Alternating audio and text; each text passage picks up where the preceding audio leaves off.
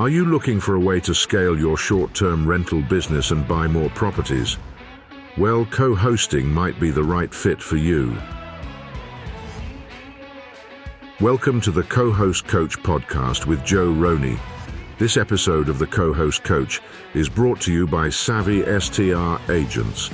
If you're looking to buy a short-term rental, then contact the STR Savvy Agent team at savvy.realty.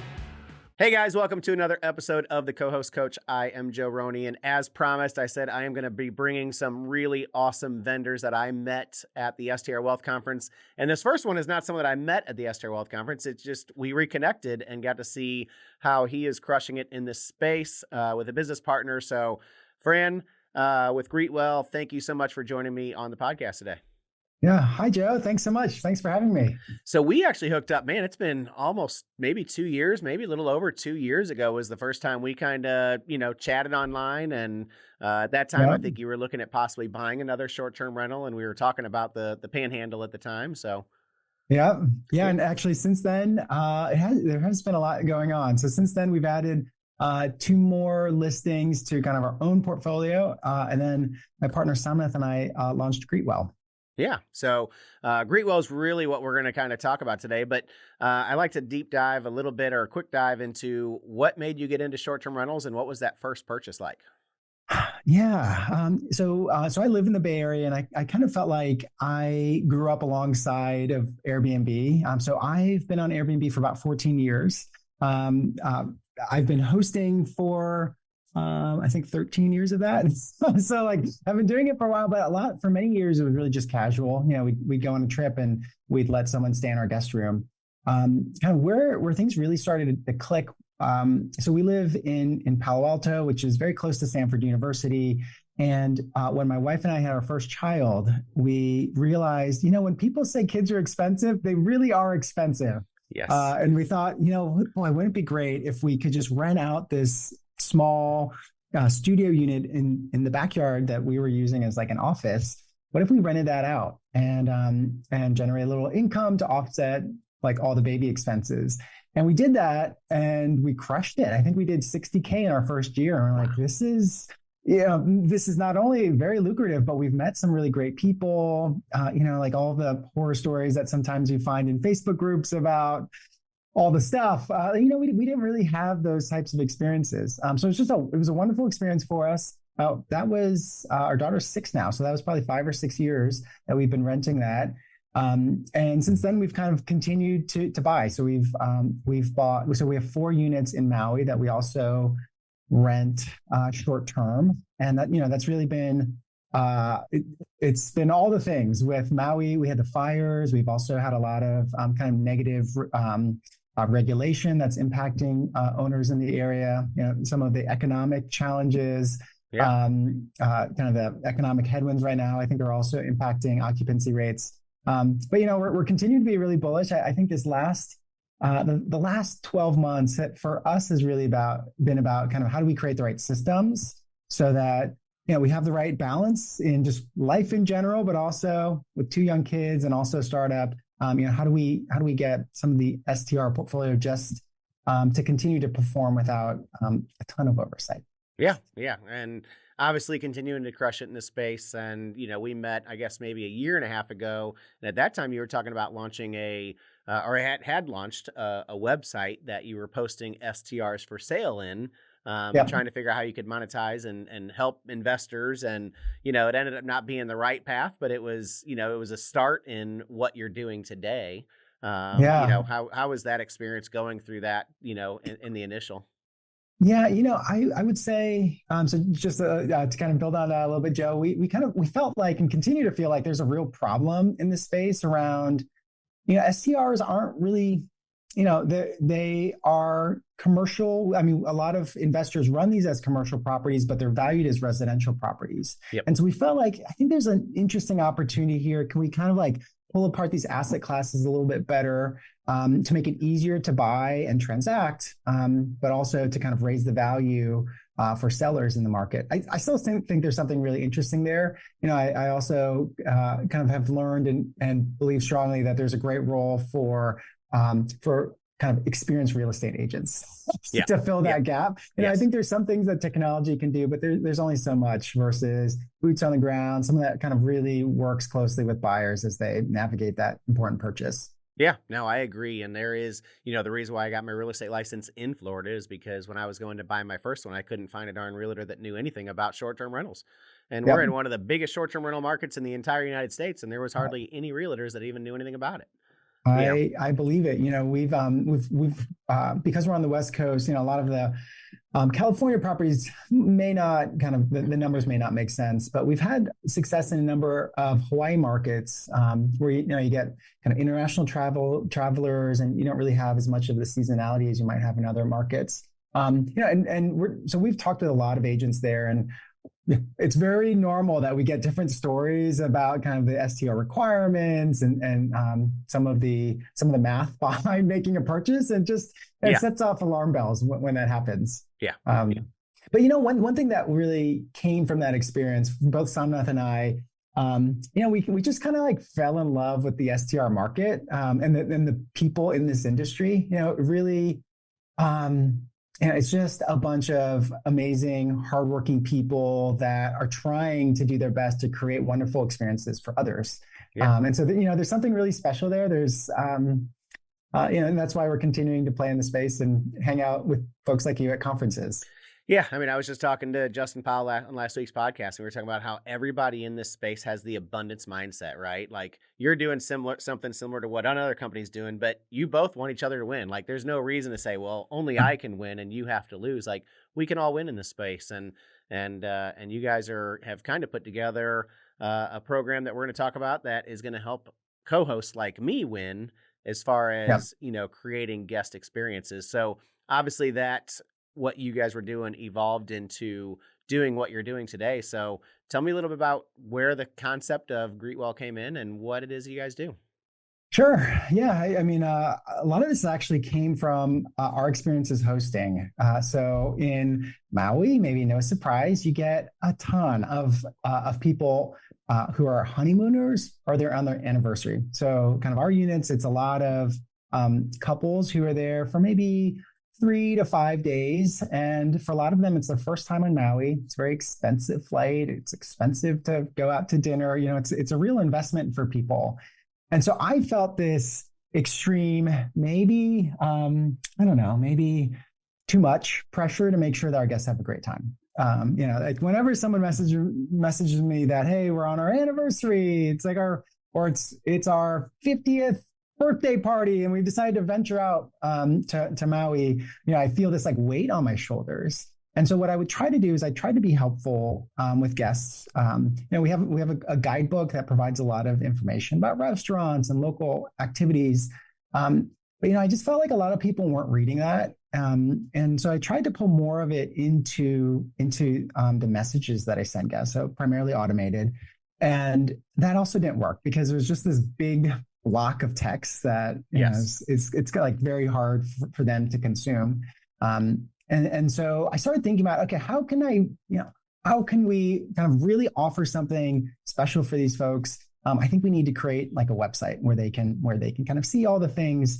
And so that's kind of just evolved. How it started was it was an easy way for people to request early check-in, late checkout, an anniversary package, a birthday cake if someone's celebrating, and then like a few of the local things that we just love doing. Like whenever my wife and I are there, there's this awesome whale watching provider. And on Friday nights, they do like this reggae and cocktails thing out on the bay. It's like the most amazing thing. Yeah. So like, okay, how do we offer that? And so we started working with them to kind of offer discounts to our guests. And, we would also earn a commission. So it's just this wonderful experience. And then people started buying stuff, which was like a pleasant surprise. I knew people were doing this when they're out there, but it's like a whole different feeling when you actually have guests who are like, oh yeah, I'm so excited to do this whale watching experience that we're so passionate about. Yeah. And then from there, we basically, so my partner Samnath and I were like, why don't we see if this works in other markets?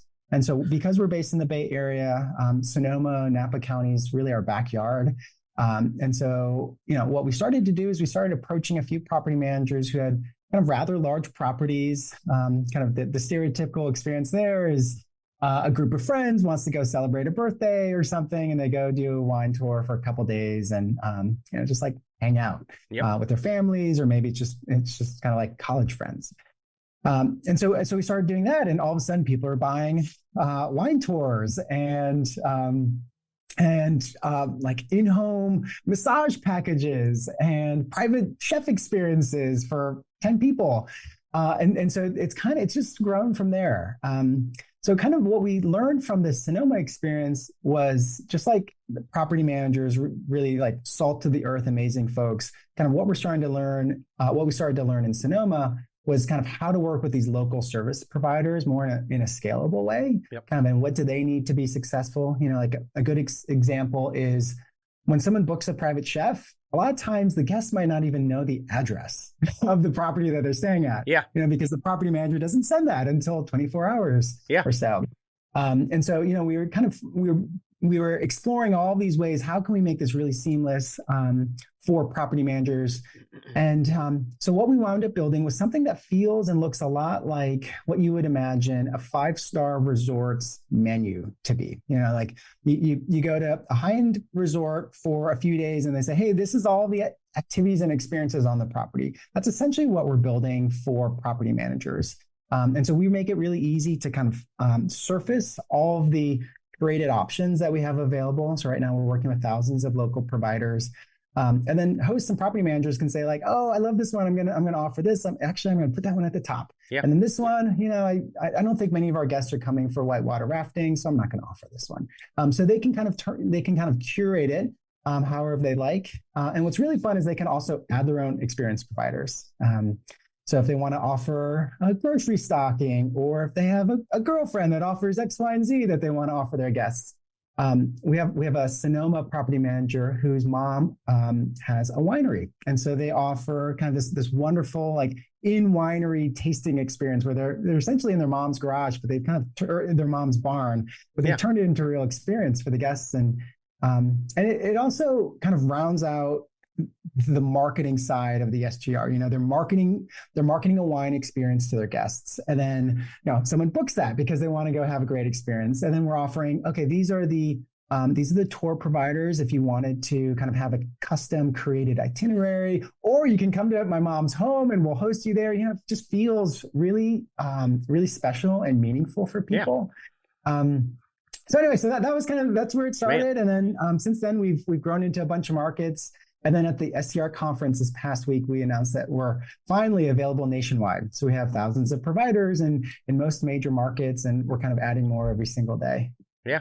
I'm excited to add my 13 properties over the next 30 days because it's 100% on my list we left the conference. That was one of our, actionable items that we're going to do in our business over the, as our takeaways is like, we are managing luxury vacation rental homes, 4 and 5 bedroom homes. Like this should be something that we're offering to our guests, and we're going to be hooking up here pretty soon to get that taken care of. So I'm super pumped and excited about it. So yeah, me too. I mean, it really, I think for kind of like my stereotypical PCB experience, it's like the family's getting together.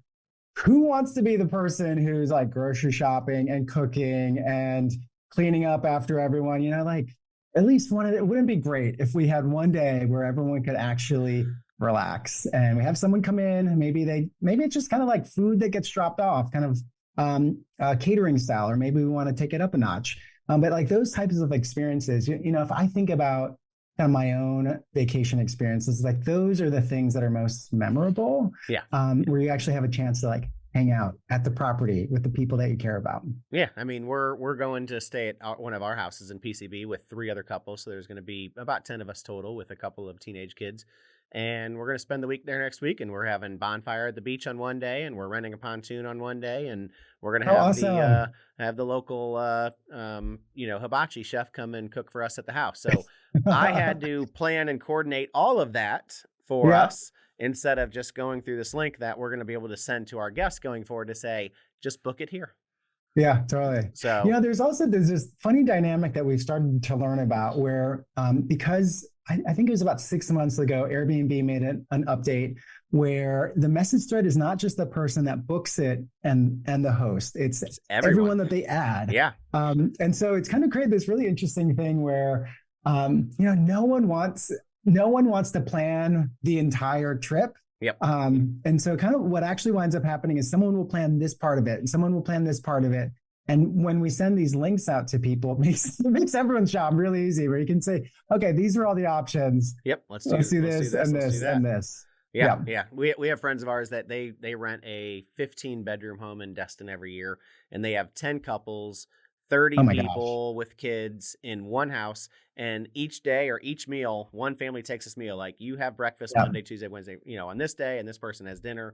And that's all they have to plan is that one meal. And then they get to sit back and do nothing the rest of the week, which is great. And that works for them. But this is really, like you just said, this is the easy button. And the structure that you're able to provide the co-hosts that are in my network is lucrative because they're going to be able to make some additional money off this, right? Yeah, that's a great point. Yeah, let's talk about how that works.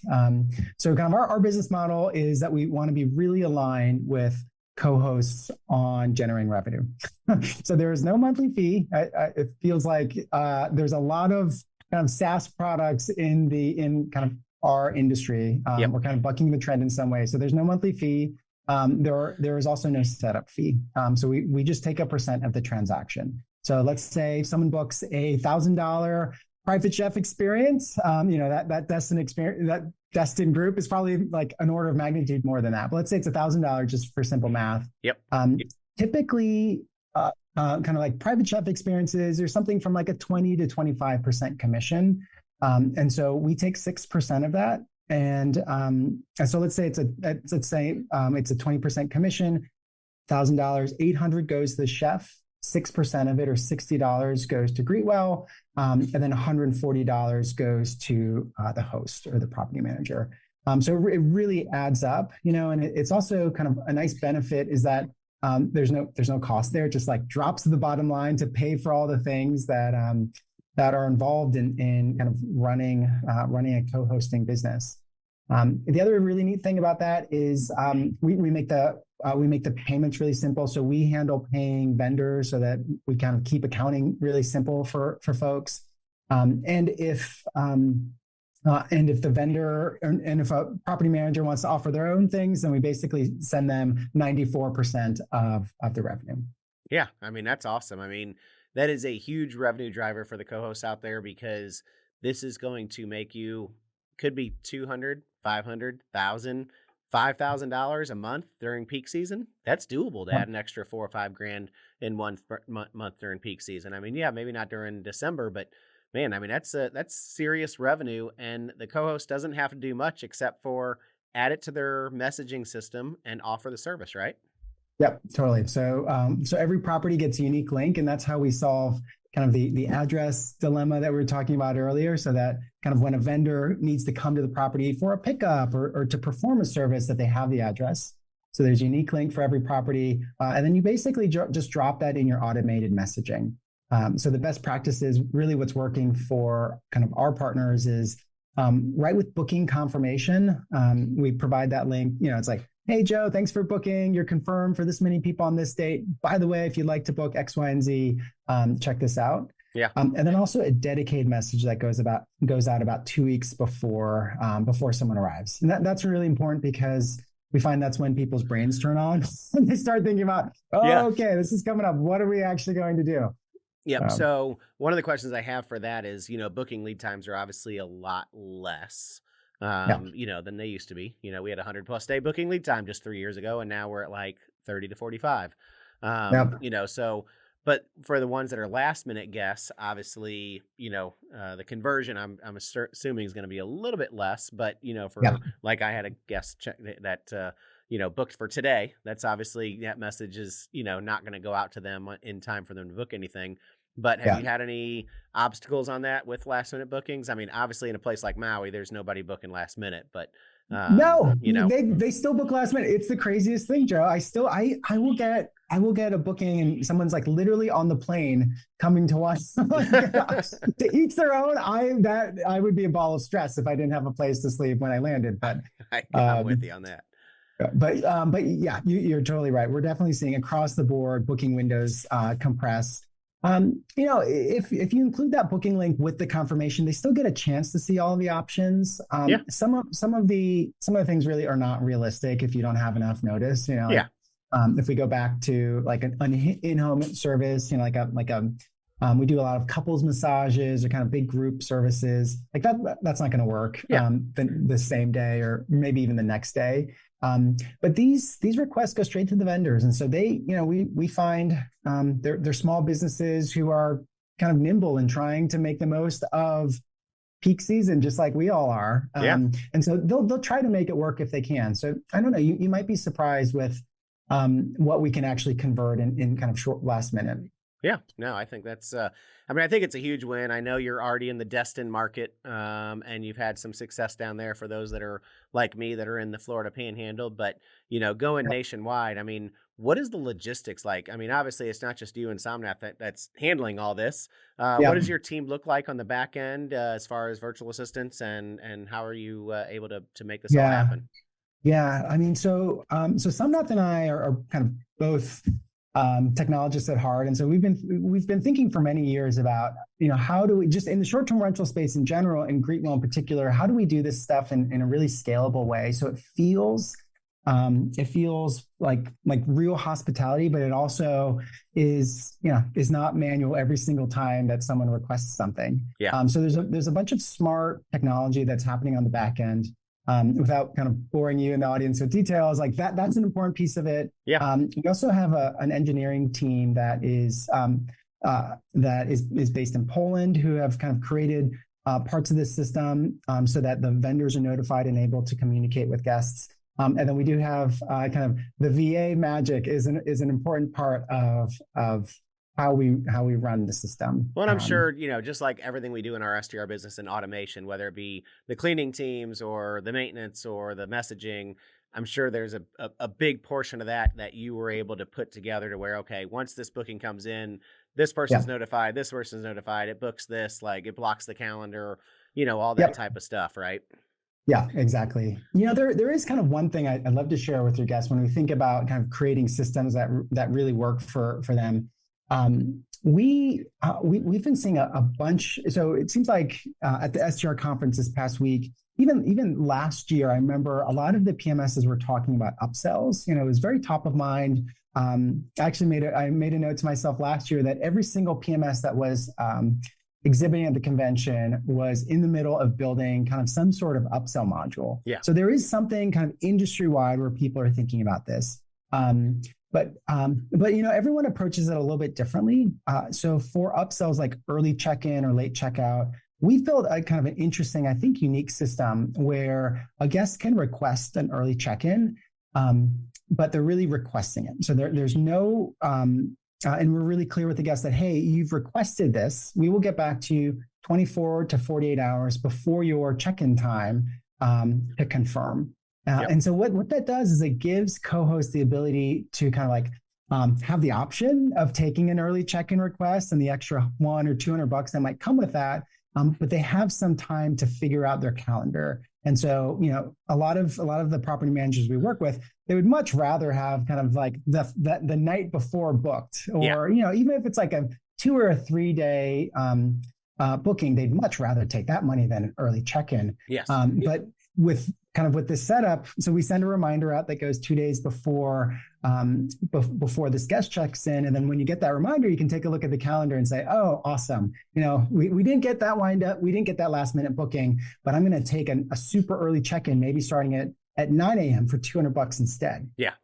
So it's kind of a way to make the most of those gap days and try to pack the schedule as much as you can. Yeah, no, I think it makes sense. That's definitely, that's a huge selling tool right there. And I probably 10 times a week, I get that message. Can I check in early? Can I check in early? It is definitely every day. It happened today. I had someone book at 10 p.m. last night, and I had a message at midnight that says, I know we just booked, but we're in town. We decided to stay an extra night. Can we check in early tomorrow? I'm like, well, I have somebody checking out at 10 a.m. Like, no.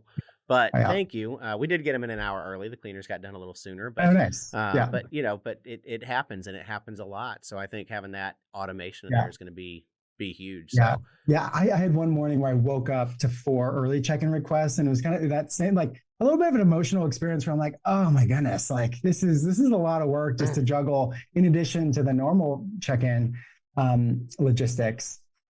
Kind of just on that topic, what we see a lot of the property managers we work with do is very similar to what you're describing, where if someone's checking out that day, maybe we'll text you if we can get you in a little bit early, but you should really plan for kind of the normal prearranged check-in time.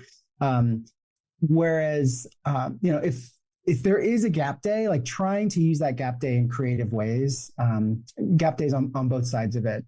And what's kind of neat about Greetwell is it is this visual platform where you can kind of like merchandise early check-in, late checkout, as though they're like products that you're offering. Yeah. Versus, someone having to think about, maybe I should request early. I wonder if Joe offers that, and how much would it be? There's kind of a lot of questions that come with that idea. And so Greetwell makes it really easy to showcase all those things.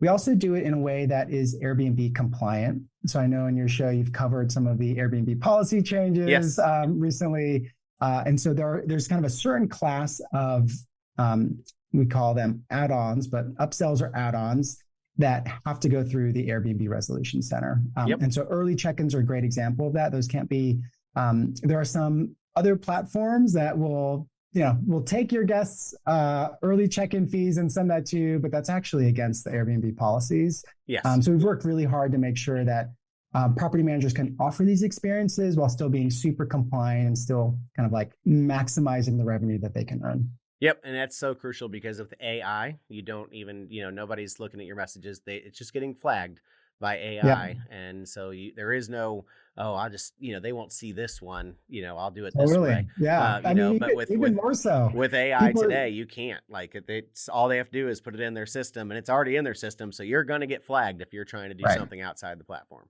Yeah, well, and they're even like following links, right? So if your touch stay guide talks about booking direct and you share that with a guest, like that's an issue. And it's definitely not risking the business. It's not worth risking the business. And so we've taken a very conservative approach on how we approach all of that. Yeah. I went through all of my touch stays and eliminated the websites on every single one of them. So, but I do. I mean, that's a great thing on Airbnb, right? I can't fault Airbnb for doing it. They're building a business. We're using their business. We're using their platform to change our lives. So why would do I want to book direct down the road and have those guests come back year after year and book directly with me? Yes. But on the current guest that's here today, that extra $20, $50, whatever it is not worth it. Not worth it to mess up my relationship with Airbnb. So I agree. But awesome, man. So if somebody wanted to, a co-host out there, wanted to, add your program into the mix and get you on their system, how do they get a hold of you? Sure. So anyone can go to greetwell.com. You can easily sign up. Again, there's no monthly fees. There's no setup fees. You can get going from there. If you have kind of a handful of properties, so maybe more than one or two, I'm happy to have someone from our team work with you. We can kind of like automate the process of getting you up. And then the goal is, how do we put co-hosts and property managers in the seat where they're kind of reviewing and curating what they're offering guests. So we'll get you to that place really quickly. And then again, it's really easy. Drop a link into your automated messaging. But yeah, also you can find me on LinkedIn, or you can shoot me an email. It's just Fran, F-R-A-N, @greetwell.com. Awesome, man. Awesome. I'm super excited about it. We're looking at taking our co-hosting business to the next level. This is definitely part of that. And, the extra revenue is going to be great. I'm not even worried about the revenue. I want to provide great experiences to my guests. And that's really what this is all about. And if they come back and say, you know what, they help me coordinate all of these things. If that helps me get one more 5-star review, it's worth every single, bit of it. Really not much of that we got to do it. So I'm super excited to get started. I'm setting up a new co-host property over the next 2 weeks. So as soon as we're done with that, I'll be calling you about August 17th. And love it. We're gonna get our properties on board once I get back from PCB. So, man, I appreciate I'll it, be man. excited to send you that first check, Joe. That's awesome. Yeah. So super excited to get you started. And man, if you guys are not using this, definitely reach out. So important for you to reach out and talk to these guys, because this is the wave of hospitality, right? I mean, we are in the hospitality business, and we want to provide these experiences. So Fran, thank you so much for coming on the show today. Fran at greetwell.com. Make sure you guys send him an email, reach out, and get on his program. Till next time, this is Joe. I am the co-host coach, and I'll see you next week.